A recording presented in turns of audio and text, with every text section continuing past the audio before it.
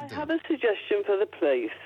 Instead of standing around cars with people chained inside them, close the doors, tell them they've got 10 minutes to get out, or the vehicle removal will come along, take them off to the pound.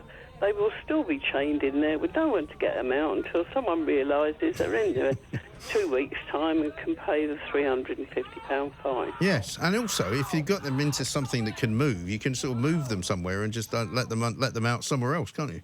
Well, they're quite safe to go back on the back of that vehicle removal lorry. They're chained in the car. They're not going anywhere. Well, exactly right.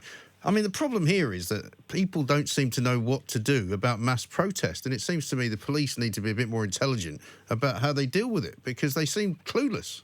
Well, absolutely. My husband was in the tactical support unit 20 years ago. They knew how to remove people from They certainly the did. Well, do you remember when they tried to stop the car that Boris Johnson was in going to see the Queen, and then there was a guy from the Royal Protection Squad, and they gave him an almighty shove, and they looked quite frightened by that. So I think they would be more frightened if they were a bit more harshly treated. Well, not necessarily harshly, just robustly, Mike. We don't want to hurt the poor little devils, do we? No, we don't. But imagine being given permission to take your children out of school. I mean, if I take my kids out of school to visit their grandmother for her 90th birthday, I get fined for that. But it's all right to take them into London to protest for the day, you know?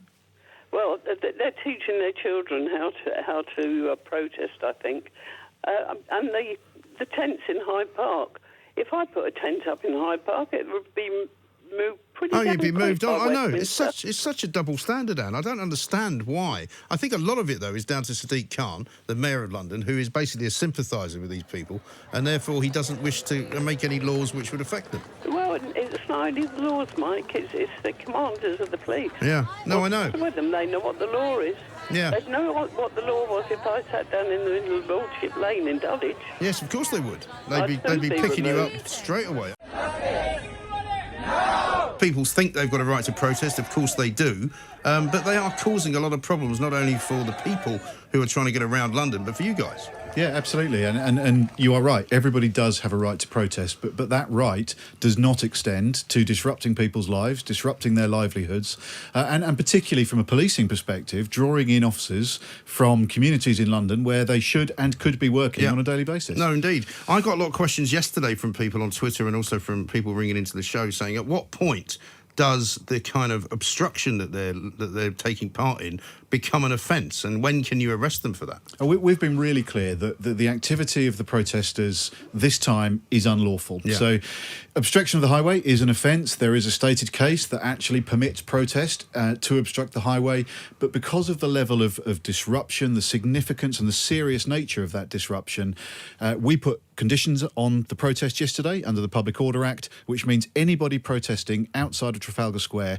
is committing a criminal offence and they're liable to arrest. And the problem for you, I presume, is the sheer numbers. I was reading some stories in the Times today about some of the things that happened yesterday. You know, for example, some of the equipment that's been smuggled into Trafalgar Square.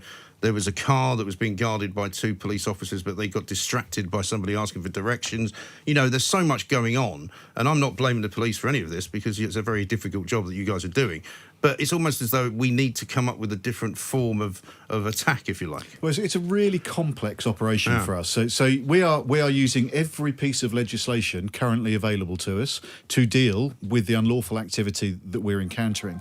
But it takes time. When people go limp on arrest, it takes at least 4 officers to take them away. They have to be processed through custody. That takes additional time. But also where we've seen tents, you know, we are clearing a lot of tents. We've cleared 80 tonnes worth of equipment to date. And where has that gone? So that's all storage because it's all evidence of offences. So that's all being stored at our property stores. But people are locked on. They're glued together. They've got big, thick D-locks around their necks.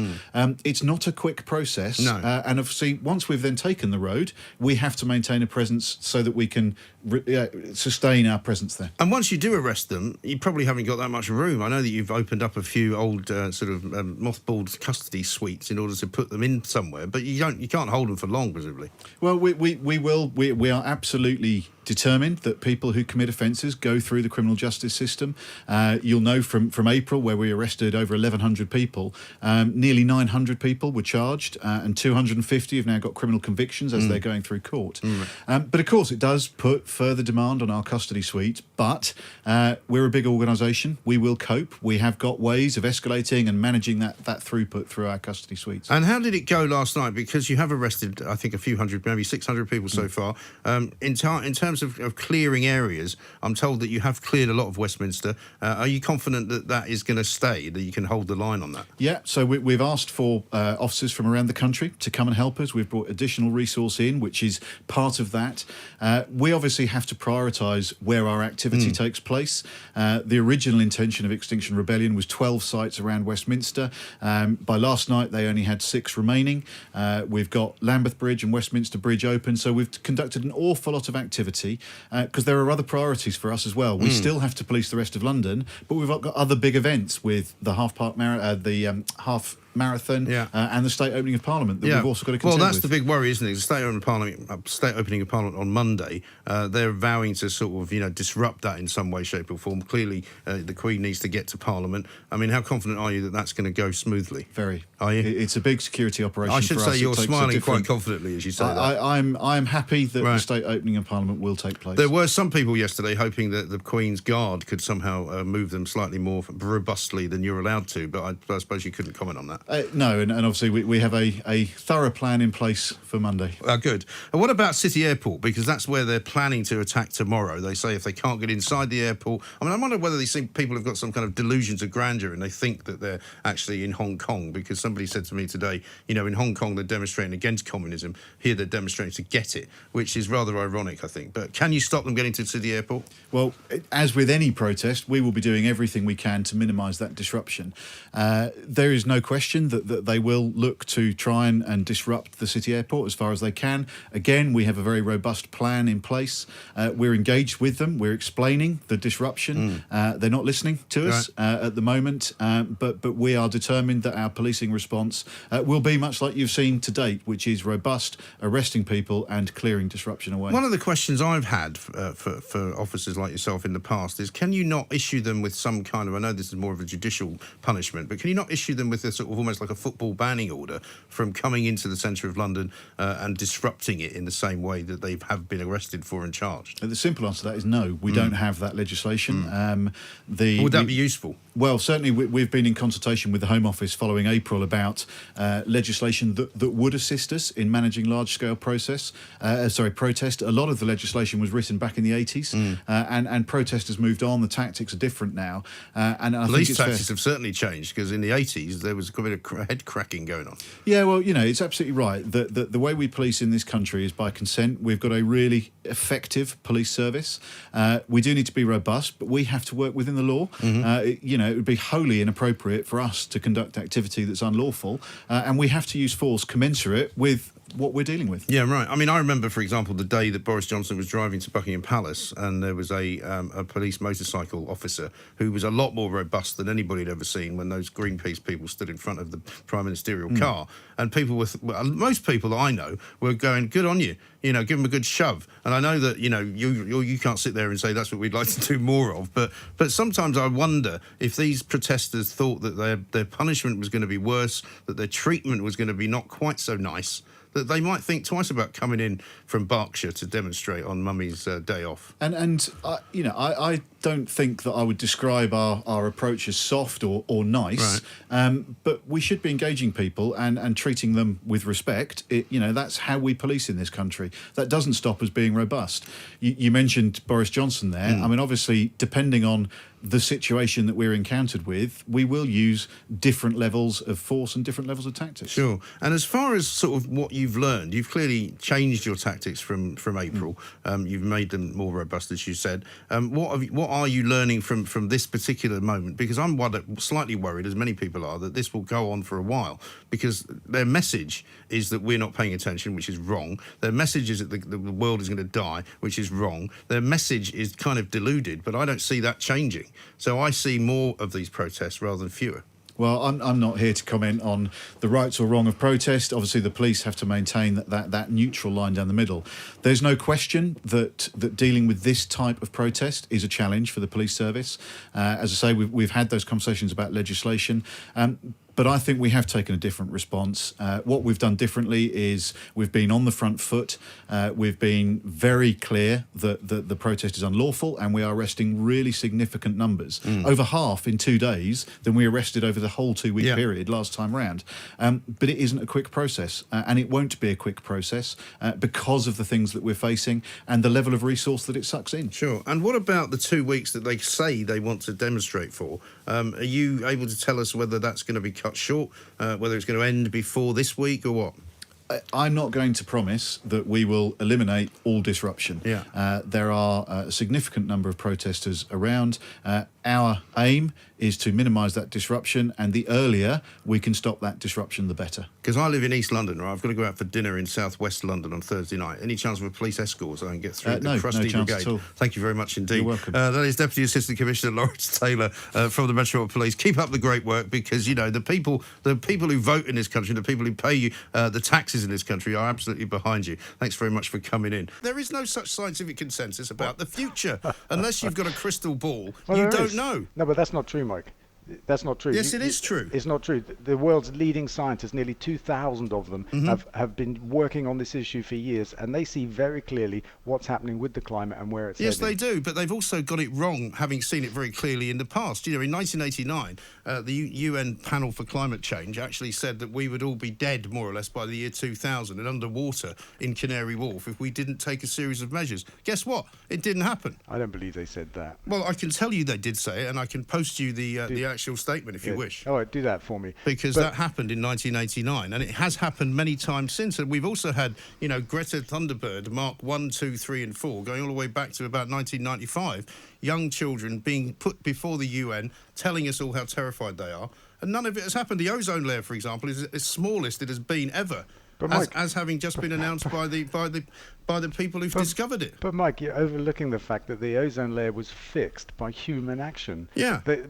Somebody raised the alarm about the Exactly. ozone layer. But you're telling us we're not doing anything. Probably scientists. Yeah, no, Mike. it was. And as a result of that, CFCs were taken out of circulation, and that fixed the ozone hole. But these are the same people who are telling us we're not doing anything. No, these are the same people that are telling us we have to do something. This is what the scientists are saying. We've got 10 years to save the world. They said the ozone hole was a problem. It was. We fixed it. That's good. We moved on. Now, it's the climate, and you're wrong to deny the science of that. It's crazy to deny the science of that. No, there is no science, Dale. There is no science that can predict the future. I'm sorry. Well, you're just being silly. No, I'm not. I accept that the science can tell you that the climate is changing. I accept that, of course. I'm not going to be one of those people that says, no, there's nothing wrong with the climate. But the climate changes all the time. And there are other scientists, and I see many of them in here, Piers Corbyn, for example, Jeremy's brother, who believes that CO2 is actually a good thing. And it's ludicrous and crazy to actually say that we should get rid of it, because it's part of the stuff of life. I can find you any number of scientists who will agree with him. Mike, I went to the Extinction Rebellion website. Yes. And they say they're going to close down Westminster's roads peacefully and non-violently. Oh, yeah. But to me, they are being that. Just like the school bully who takes your lunch and says, what are you going to do about it? Right. Because there's so many protesters that they know the police can't do anything about it.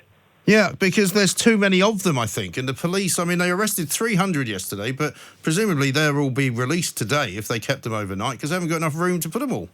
Well, I think David makes a very good point. You know, these people are claiming that they're non-violent. They're claiming that they are doing something for the good of the rest of the world and the rest of the planet. I heard one woman saying that she was standing up for the people who can't stand up for themselves from other parts of the world where climate change is killing people. Well, first of all, that's not happening. And second of all, nobody's asking them to stand up for anybody else. Thanks very much indeed. You could call it a deal or call it an agreement or call it a withdrawal or whatever you want to call it. My question is, are you going to vote for it? Boris Johnson has put a proposal forward to the European Union. We need to see whether the European Union will agree to that proposal or whether at the end there is a deal. So you would prefer a deal to bring to Parliament. I haven't got the question to be asked whether I'll vote for it or not. But in order to have surely got a deal at the moment. Yeah, but surely to avoid a no deal, the best thing to do is to vote for a deal. Yeah, and I want him to bring forward a deal I can vote for, but he hasn't done that yet. Well, if he brings forward a deal, well, all right. He can't bring it forward. Well, if he brings forward a deal, will you vote for it in order to avoid a no deal? If it's a deal which looks after manufacturing, that's not a yes, then, is it? Well, I can't say yes or no until I see the deal. I mean, the deal he's currently put forward doesn't seem to me a particularly good one because it seems the proposal he's put forward doesn't seem to be a particularly good one. It seems to have real problems. So you're effectively voting. Ireland. So you're effectively voting for no deal, then, Nick. That's what you're doing. No, I'm not. Yes, you are. You're talking about me talking across you, but you are the master of talking across people. Well, so that's why I'm on the radio, give Nick. people a chance to answer, Mike. Well, I'll give you a chance to answer. I've asked you several times, are you going to vote for the deal? And you've so far avoided the answer. But what I'm suggesting to you is that if you don't vote for the deal, for whatever reason that is, you are effectively voting for no deal. But that's just a load of nonsense, as you know. How is it nonsense? Well, because I've voted consistently against no deal. It's the responsibility of the Prime Minister to bring forward a deal that comes to the court. Did you vote for Theresa May's deal? Proposal so far, and that proposal has not yet been agreed. So he Right. hasn't got a deal at the moment to bring back. Right. So did you vote for Theresa May's deal? I didn't vote for Theresa May. No. Because it didn't. So, in fact, historically... The manufacturing industry, which I historically, Nick, historically, you have never voted for a deal, which means that you have consistently voted for no deal. That mob, well, they go on about a caretaker parliament. I've got a 6-year-old Shih Tzu that can caretake better than him. Yeah, I know, bet you have. Is he a Remainer, the Shih Tzu? Well, no, I'll tell you, Mike, no, he's a relentless lever, and I've got to tell you, he's getting about as fed up as I am. He's got a pipe sitting in front of the fire now, smoking. But yeah, I'm not surprised. For them to talk about, what's his name, the little fella now who's got the little man syndrome? Burko. Yeah. I mean, for a start, he'll have to get a pair of legged-up boots to be able to steer the opposition. I mean... have to give him a booster seat like the one he's got in the Speaker's chair. Have a booster seat, exactly, to get over the counter. I mean, you just absolutely diabolical. It is. A lot of it. And you and I have had plenty of rows about this. Oh, plenty of good rows. Good Scottish independence. Now, rows. have you worked out yet that it's a really bad idea? No, it's not a bad idea. Independence, I think Britain is broken. I really think it's fallen away. I don't think it'll ever come back again.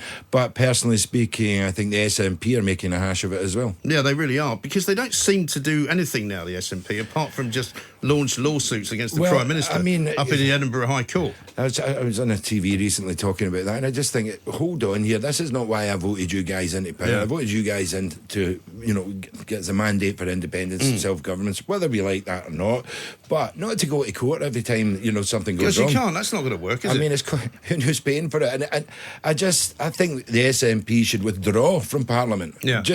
They don't want to be. Why should we be there? They keep saying they don't. They should withdraw from Westminster altogether. They just keep saying that they want to remain in the European Union. They keep saying that Scotland voted to remain. Yeah. But in fact, it didn't. 60% of people in Scotland did. 68% voted in the referendum to. I think it's 68% to remain in the EU. I wasn't one of them. There was about a good million people up there that didn't. But that's not the point. The point is you should respect the result. I really believe that of any democratic election. I think we all do in here, and we all do most of it. Well, we do. Places. And that's not what's happening. And also, you can't just go around saying, but nobody knew all the things that they know now. Absolutely. It's rubbish. Get this one out the way.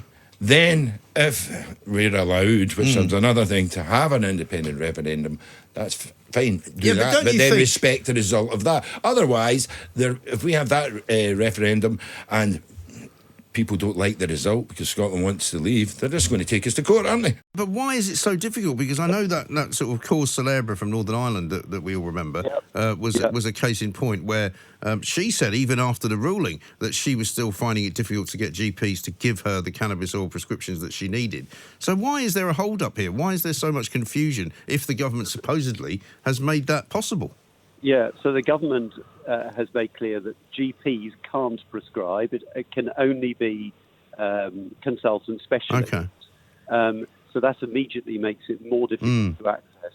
And then the other very important factor is that because none of these cannabis products have gone through the full medicinal licensing process, they take on their own personal liability if anything was to go wrong. And so most doctors, and you can't criticise them for this, fear the consequences of prescribing and being personally, legally liable, and so refuse to prescribe. And so you end up with virtually no prescriptions under the NHS and only people who have money getting access to this product. And you go across to Canada. Canada's not an extreme country.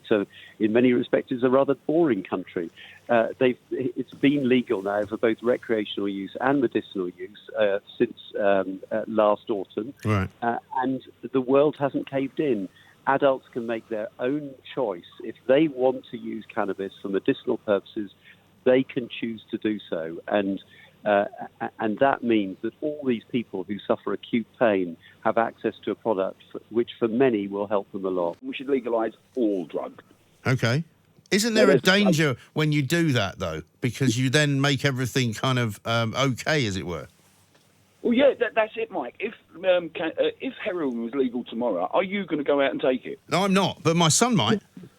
No, he won't. Why would he? Well, because he's 15 and he might be a bit of an idiot at times. He'd be able to get hold of it. It would be an over 21 thing. It would be regulated. And now, I'm not saying that there isn't teenagers and kids that are getting hold of drugs, they're getting hold of alcohol. Yeah. We know, but we do regulate it, Alcohol, one of the worst drugs in the world. Everybody can get hold of it. Sure, but that's what I mean. If you suddenly made heroin legal, right, I'm sure he and his mates would find some way of getting hold of it, whereas now he'd have to break the law. He'd have to go to some dodgy crack house or something to buy it, which he's not going to do. Yeah, but would you think he'd go out and do it? Most sensible people... Well, hopefully not. But what I'm saying is by making it basically okay and giving it state recognition and giving it, officialdom, people will go, oh, I'm not breaking the law anymore, I'll give it a go. Okay, so you're saying that every teenager in the country goes out and drinks. I don't think... No, I'm not saying that. I'm just saying that it might increase the likelihood that people who would not otherwise break the law would try the drug because it's no longer illegal.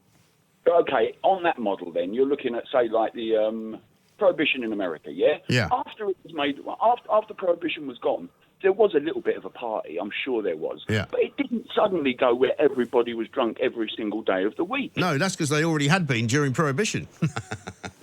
Maybe, but also, the fact of the matter is that you can smoke every single day, and alcohol is still legal. The war on drugs, just put that statement out there. The war on drugs. For how many years now?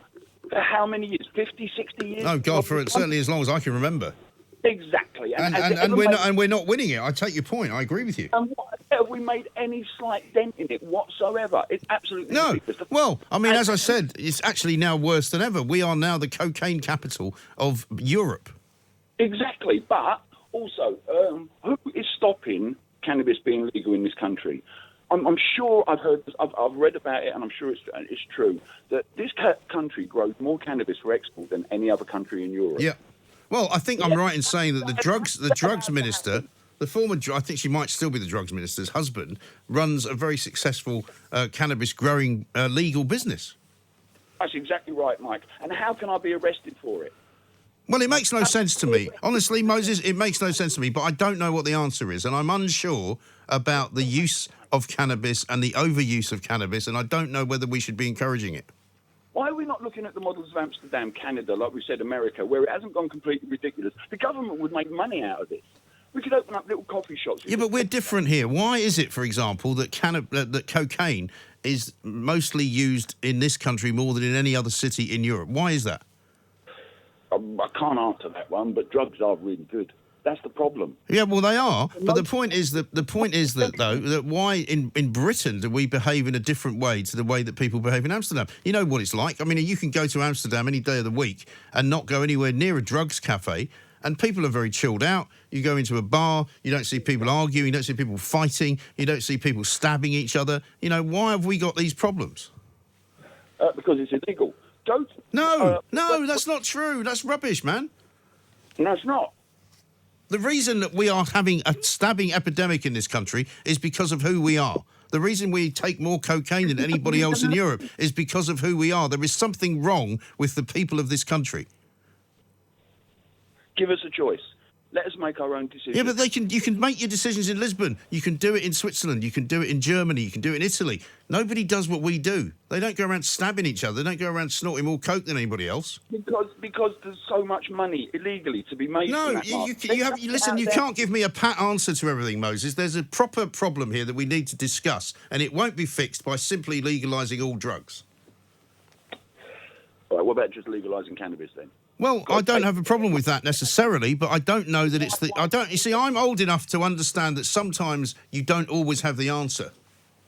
No, I agree with that, and there isn't an answer. But like one of my earlier statements was the war on drugs. It doesn't work. No, it doesn't. Well, that's one thing we can agree on, Moses.